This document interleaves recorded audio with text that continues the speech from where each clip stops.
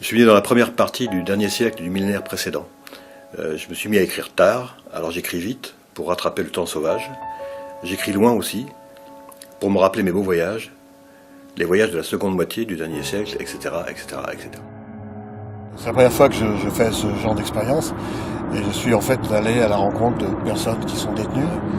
C'est pas tellement le lieu lui-même qui m'a impressionné, c'est plus cette dualité de fonction de la prison entre j'enferme ou je forme, j'éduque ou j'emprisonne. C'est un homme qui n'avait pas forcément besoin de ça parce que sa carrière était déjà faite. Enfin, voilà, il est pas. Et c'est un succès qui lui est tombé dessus et c'est amplement mérité. Enfin, à mon sens, encore une fois. Il y a Roald Dahl, tout se passe en Mongolie. On a vraiment la découverte de ce pays et on a voilà ce sens du dialogue qu'a Yann Manock. Le polar, c'était pas trop un problème de construire une intrigue. Ce qui était un problème, c'est d'essayer de le démarquer par rapport à tout ce qui s'écrivait partout. Et donc j'ai été amené à choisir un endroit où j'allais le poser.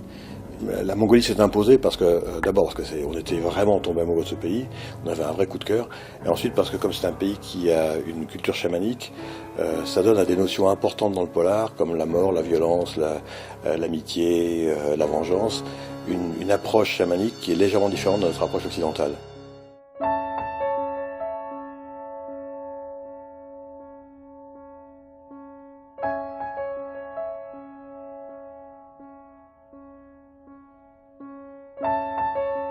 L'an dernier, à la même époque, j'étais ici, j'étais complètement inconnu, j'avais 3 mois d'existence dans le métier, pratiquement, à peine.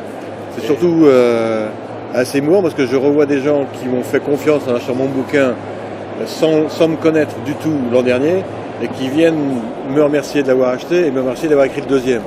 Donc là, c'est vraiment pour un auteur, c'est le summum, quoi.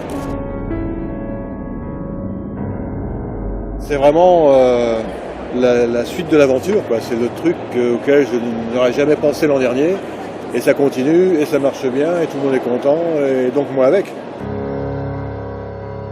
J'attendais avec impatience la sortie du second, parce que vraiment à la fin du premier, je suis restée sur ma faim, je me suis dit mais comment va terminer, comment vont-ils tous terminer Donc là, en fait, vous attendez le troisième maintenant. Voilà, maintenant. Donc, je suis obligé de me dépêcher. Voilà, ouais. Maintenant on met la pression. Il y en a un troisième en cours ? Oui. Je dois quand même apporter quelque chose de nouveau dans le 3. Ça ne peut pas être juste un troisième polar mongol. Dans le 2, j'avais réussi à faire quelque chose, c'est que ce personnage Roald Dahl, qui dans le premier était... je le présentais, quoi. Et dans le 2, je l'ai poussé vraiment borderline, au-delà de sa colère. C'est quelqu'un à qui son destin et son métier de flic échappent et qui rentre dans la colère.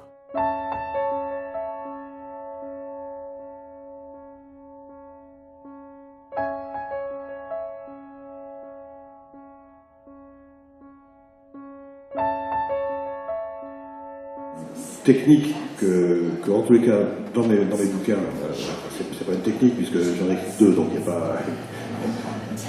Mais en tous les cas, dans les 2 que j'ai écrits, à chaque fois on retrouve cette notion-là. C'est que ce qui n'est pas dans l'ordre des choses.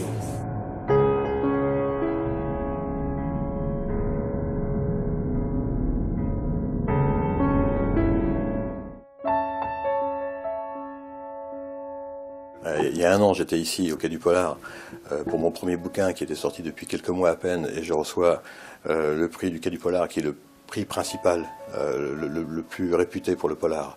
J'ai dit dans mon discours d'ailleurs que j'avais l'impression de faire un hold-up, parce que je débarque à 65 ans, j'écris mon bouquin, il marche tout de suite, je gagne ce prix.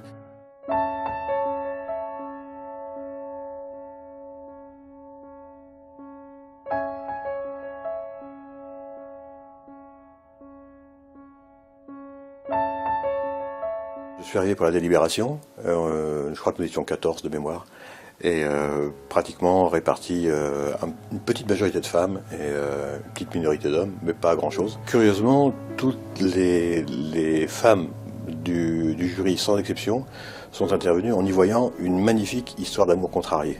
Donc j'ai eu l'occasion de lui en parler, et je crois que c'est ce qui lui a fait le plus plaisir. parce que c'est vraiment ce qu'il avait voulu faire de ce bouquin. Nous, comme des imbéciles de mecs, on n'avait rien vu de ça. Et on s'était basé sur une approche complètement différente de son bouquin.